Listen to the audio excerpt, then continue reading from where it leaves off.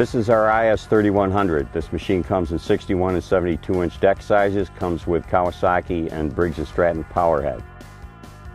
This unit is a full independent four-corner suspension machine. By that I mean we've got independent suspension on both front wheels and also on both rear wheels. The way the independent suspension works, it allows you to cut rougher ground at a faster rate of speed while maintaining a more consistent quality of cut. Most people don't understand how that works, so if you look right here, from this point down, everything is on the unsprung side of the load. From this point up, which is the majority of the machine and the operator, it's on the sprung side of the load. And when I step up here and make the suspension move, the deck, you'll see, will wiggle back and forth but not up and down, proving that it does not scalp but follows the ground contour.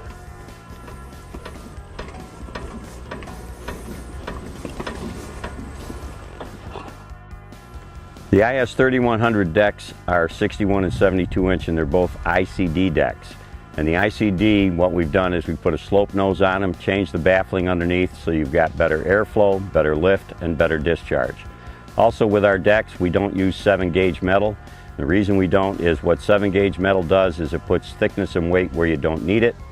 When you go to the 10-gauge that we use and then use double 10-gauge in any point that needs reinforcing for either thickness or for abrasion or strength, you actually end up with a stronger deck and you don't have that extra weight where you don't need it. Also on our decks, we've got the Hercules spindles on the 3100. That's the largest spindle that anybody uses in the industry. Has 1.25 inch tapered roller bearings, and the housing is a 10.25 inch wide 6-bolt cast iron flange that spreads out the shock load when you hit things with the blades underneath the deck, and we all know that does happen. Also on our decks, we've got the larger idler pulleys, and the reason we use larger idler pulleys is so that when your belt is making the bends, it's a gentler bend, giving you longer belt life. On top of those idler pulleys, we've got a debris shield that protects the bearing from debris, dust, and more importantly, moisture that keeps it out of the bearing, and also that bearing turns slower because it is on a larger idler. When it comes to adjusting your cutting heights on this machine, you've got 1/4 inch increments. You simply put the pin in whatever hole you desire, and you just let the pedal back against the pin. Now you're at your cutting height. Should you encounter a root or a rock or some high spot that you just need to lift up and over as you are mowing so you don't have to stop, you simply push forward with your foot and then ease it right back down to the cutting height. That also helps when you're coming up and out of ditches. When you're ready to put it into the transport, simply push all the way and it latches right in. On the right side of the operator station, you have your parking brake. To release the brake, simply push it down and forward. To put it back on, pick it up and back. Over here on the panel, you have your throttle, choke, ignition switch, PTO, up is on, down is off. And here, one of the unique features to the Ferris is the hour meter. And our hour meters only clock actual working hours. And we do that because most of our competition just puts the hour meter to the key switch. When the key's left on, the hour meter runs. Eventually it kills the battery. You go to start the machine and it won't start because you've got a dead battery.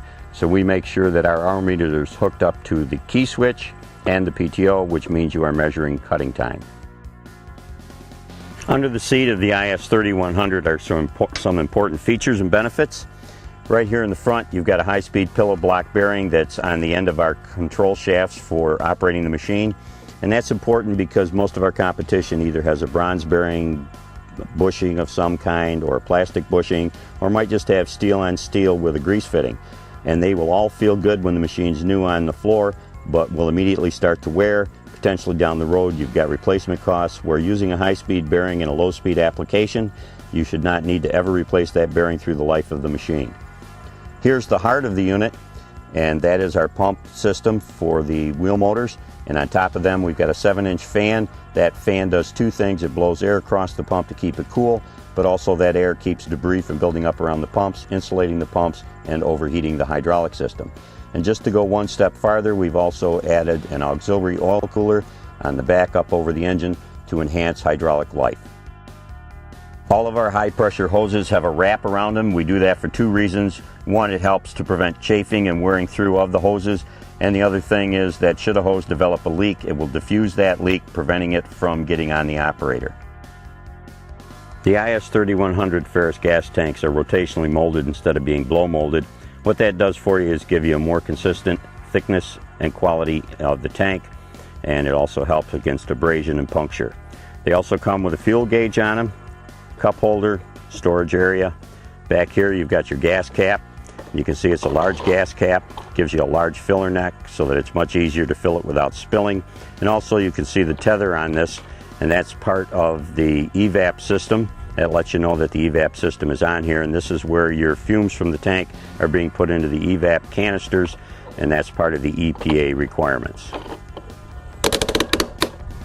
On the Ferris IS3100 we use top draw gas tanks. This is important for two reasons. First reason is that most of the competition uses bottom draw tanks, and with a bottom draw tank what happens is most all of your filling gets done with gas cans. You end up with debris in the tanks. It has a central site to go to, so it ends up getting to your filter, then on into your carburation system, and that gives you maintenance issues on down the road. With a top draw tank we've got a line down inside with a filter on the end that keeps moving back and forth, and that helps so that the debris doesn't get into the system and it costs you less in maintenance down the road. Probably the most important factor is with a top draw tank versus a bottom draw. With a bottom draw, should the gas line get cut or should the spigot on the bottom leak or break off or whatever might happen, you'll lose all of your fluid on a bottom draw tank, and if you're lucky you just have a dead spot in the grass from all that gas. With a top draw tank, the only amount of gas that we're going to lose should this line get cut is what's in the line itself. And the IS3100 is our biggest in the gas engines. It also comes again with the 61 and 72 inch decks. It's our smallest machine that does have a 72 inch deck.